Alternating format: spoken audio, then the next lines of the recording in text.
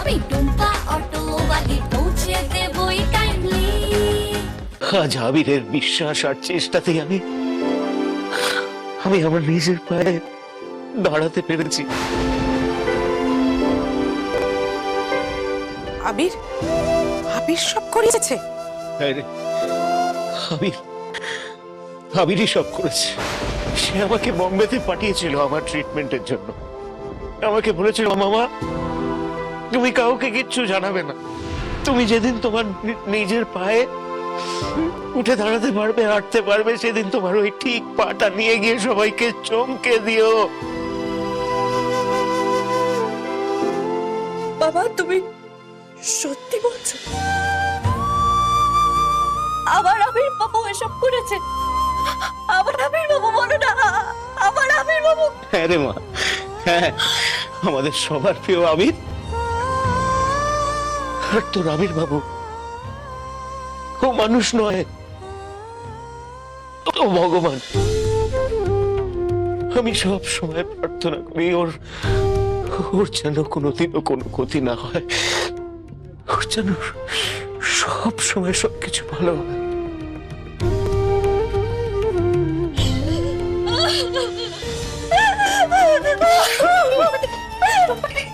টুম্পা, কি হলো? কি হলো মা? কি হলো? আবিরের কথা শুনে এরকম ভাবে হঠাৎ করে চলে গেল কেন? না না না না, শান্ত হোক একটু, একা থাকতে দেবো মানে এটা কি? কি হয়েছে? না না, তোমরা আমার কাছে কিছু লুকোচ্ছ। তুই শান্ত হ। তোমরা আমার কাছে কিছু লুকোচ্ছ। কি হয়েছে? কি হয়েছে বলো না, বলো না কি হয়েছে? বলছো না কেন? আসলে টুম্পা আর আবিরের মধ্যে আর আগের মতো সম্পর্ক নেই।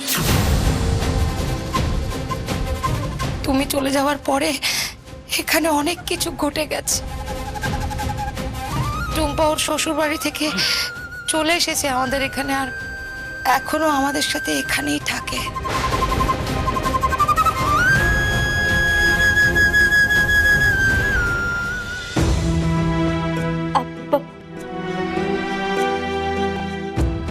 আজ না আমার নিজের উপর খুব গর্ব হচ্ছে।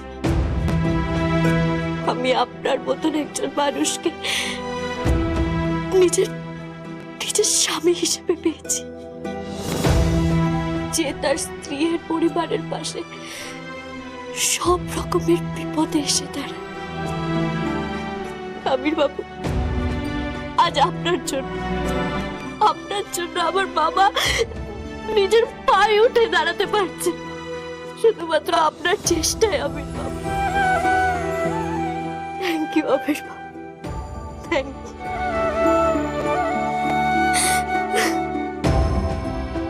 ভাগ্যের কি খেলা, তাই না? আজ আমার এই খুশির দিনে আমার স্বামী, আমার শ্বশুর বাড়ির কারোর সঙ্গে আমি খুশিটা ভাগ করে নিতে পারছি। সম্পর্কগুলো কিরকম ভাঙা কাচের টুকরোর মতো হয়ে গেছে। আমি চাইলেও সেটা আর জুড়তে পারবো না।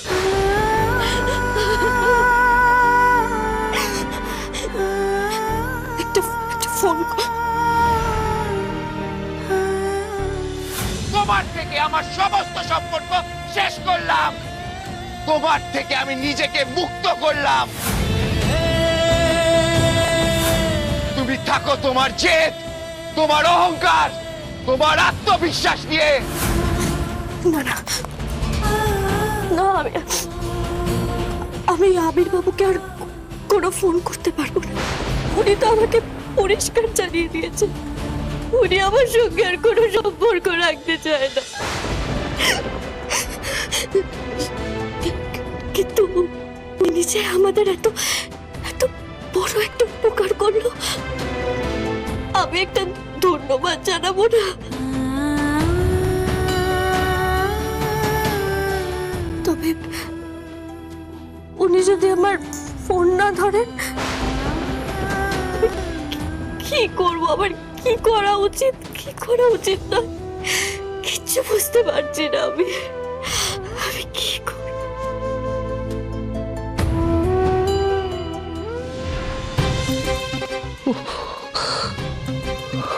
আমি তোমাদেরকে এতবার ফোন করতাম, একটি বারের জন্য তোমরা কেউ আমাকে বলতে পারলে না এত বড় ঘটনাটা ঘটে গেছে। তোমরা আমাকে কেন জানাওনি? তোমরা আর কেউ একটা কথাও বলবে না, একটাও কথা নয়। আমি বুঝে নিচ্ছি। মারে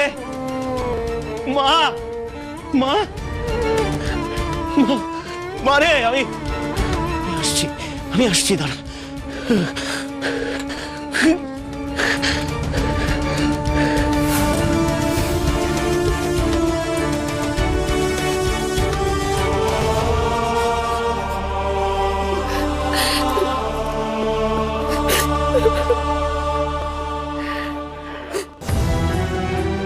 না, সত্যি আমার আবির বাবুকে ফোন করে একটা ধন্যবাদ জানানো উচিত, না হলে না নিজেকে বড্ড স্বার্থপর বলে মনে হবে।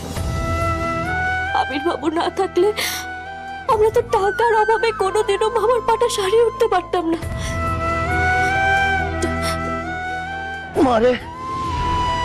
মারে টুম্পা মা। হ্যাঁ মামা। না থাক তোকে উঠতে হবে না। ঠিক আছে।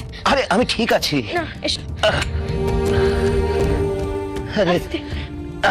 না আমি ঠিক আছি। না মামা,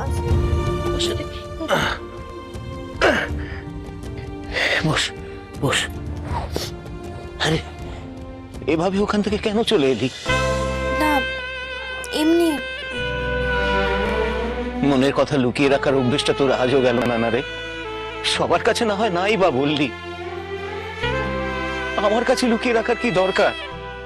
আমি তো তোর মামা শুধু নই, আমি তো তোর বন্ধু। তুই কি ভেবেছিলি? আবিরের কথা শুনে ওখান থেকে পালিয়ে এলে আমার কাছে তুই সত্যিটা লুকিয়ে রাখতে পারবি? তোর মামি আমাকে সব বলেছে, সব জানতে পেরেছি আমি যদি আগে জানতাম যে আমার কয়েক মাস এখানে না থাকাতে এই সংসারটা এরকম ভাবে তছনছ হয়ে যাবে, তাহলে আমি আবিরের কথায় ট্রিটমেন্টের জন্য বোম্বেতে যেতাম না।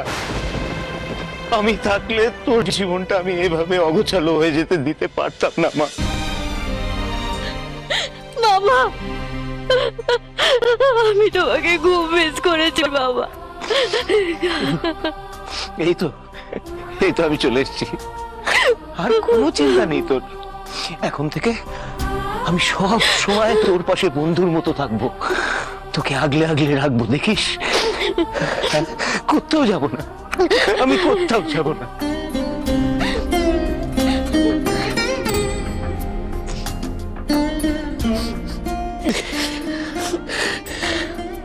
তাই তুই চট করে তৈরি হয়ে নাই, বুঝলি? আমি আর তুই এক্ষুনি বেরোবো, একটা দরকারি কাজ আছে। তো কোথায় মামা? কোথায়, কেন, কি জন্য কোনো প্রশ্ন এখন করা চলবে না। তুই আমাকে বিশ্বাস করিস তো? হ্যাঁ করিস না? তাহলে চট করে তৈরি হয়ে নে। আমি বসার ঘরে অপেক্ষা করছি, তুই চলে আয়।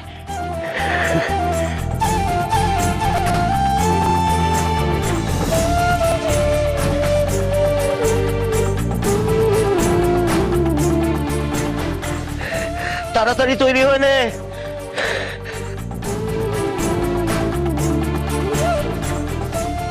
মামা কোথায় নিয়ে যাবে?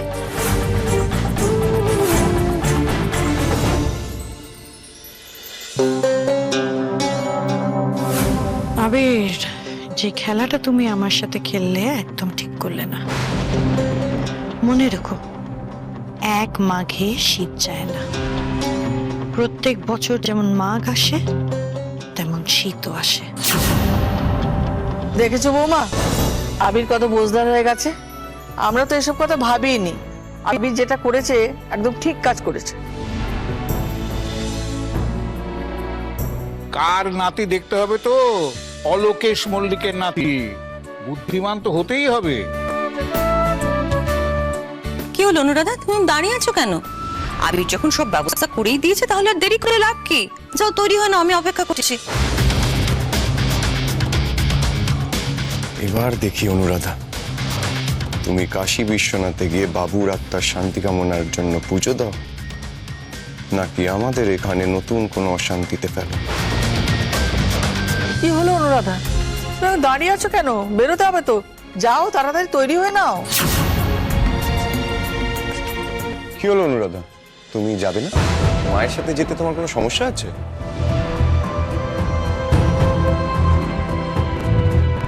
এভাবে সঙ্গের মতন দাঁড়িয়ে থাকলে চলবে না, কিছু একটা আমায় করতেই হবে, না হলে আবির আমার প্ল্যানটা ঠিক ধরে ফেলবে।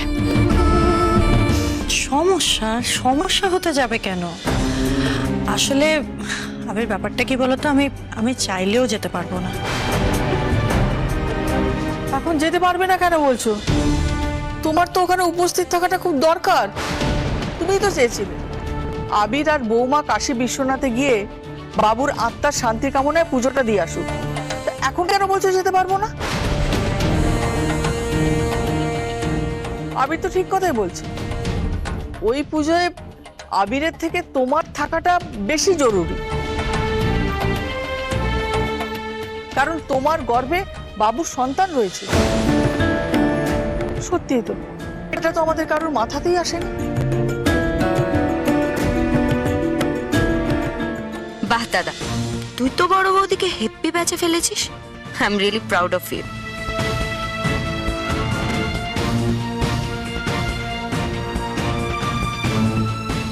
করুণাথবাবু, না আমি না ঠিক বুঝতে পারছি না তুমি কেন যেতে চাইছো না। হ্যাঁ, আমিও বুঝতে পারছি না, মানে সবটা তো তুমিই চেয়েছিলে অনুরাধা, তাহলে কেন এখন পিছিয়ে যাচ্ছ? না না, শাশুড়ি মাকে খেপিয়ে দিলে হবে না, হাতের মুঠোয় ওনাকে রাখতেই হবে। মা, আমি যেতে চাই, আমিও তো চাই অর্কর আত্মা শান্তি পাক, কিন্তু মা, দুদিন পর আমার ডক্টর অ্যাপয়েন্টমেন্ট আছে, আর ডক্টর এবারে আমাকে বলেছে যে টাইমলি সবকিছু করতে। ও সেটা, আমরা তো সেটা জানি না। না না না না না, তাহলে তো তোমার যাওয়া যাবে না। না না, তোমার তো যাওয়া চলবে না তাহলে। এটা তো আমাদের আগেই বললে পারতে। আসলে আমি প্ল্যানটা করেছিলাম আবিরের জন্য, ও যদি কয়েকদিন বাইরে ছুটি কাটিয়ে আসতো তাহলে ওর জন্য ভালো হতো।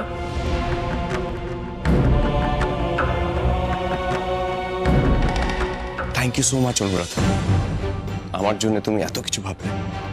কি জানো তো অনুরাধা, আমার নিজের ঘোরার ব্যাপারটা না আমি ঠিক নিজের মতো করে ম্যানেজ করে নেব। আর দেখো, এখন চাইলেও মা আর আমি কোথাও ঘুরতে যেতে পারবো না, কারণ দুদিন পর তোমার ডাক্তারের অ্যাপয়েন্টমেন্ট আছে। তোমাকে একা ছাড়াটা উচিত হবে না, মাও তোমার সঙ্গে যাবে। বরং আমি যেটা করবো সেটা আমাদের তিনজনের টিকিট আমি ক্যান্সেল করে দিচ্ছি এখন। তুমি আর মা দুদিন পর ডক্টর দেখিয়ে তারপর চলে যাও কাশী বিশ্বনাথ। মা, আমাকে অফিসের জন্য বেরোতে হবে, আমি রেডি হয়ে নিচ্ছি। আবির, আমিও যাব।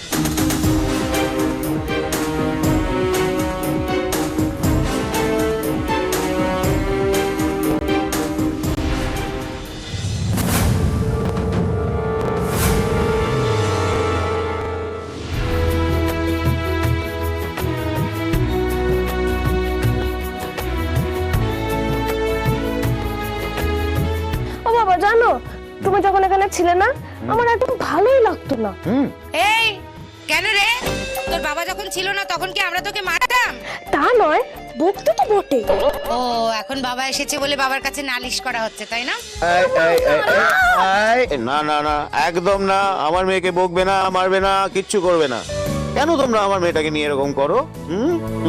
সব মেয়েরাই এরকম একটু বাপ সোহাগী হয়। এটা তুই একদম ঠিক বলেছিস দাদা, তুই চলে যাওয়ার পর এই মেয়ে সে কি কান্না। মামা চলো। হ্যাঁ চল, বেরিয়ে পড়ি। ও মা, সে কি তোমরা কি কোথাও বেরোচ্ছ নাকি? মানে কোথায় যাচ্ছ? একটা জরুরি কাজ আছে, সেটাই ফিরছি। আরে বাবা, সেটাই তো জিজ্ঞাসা করছি যে তুমি এখন টুম্পাকে নিয়ে কোথায় যাচ্ছ? এতদিন পরে এসেছো, এখন একটু বিশ্রাম নাও, তারপরে না হয় বেরোবে। এতদিন তো হাসপাতালে বিশ্রামই নিয়েছি।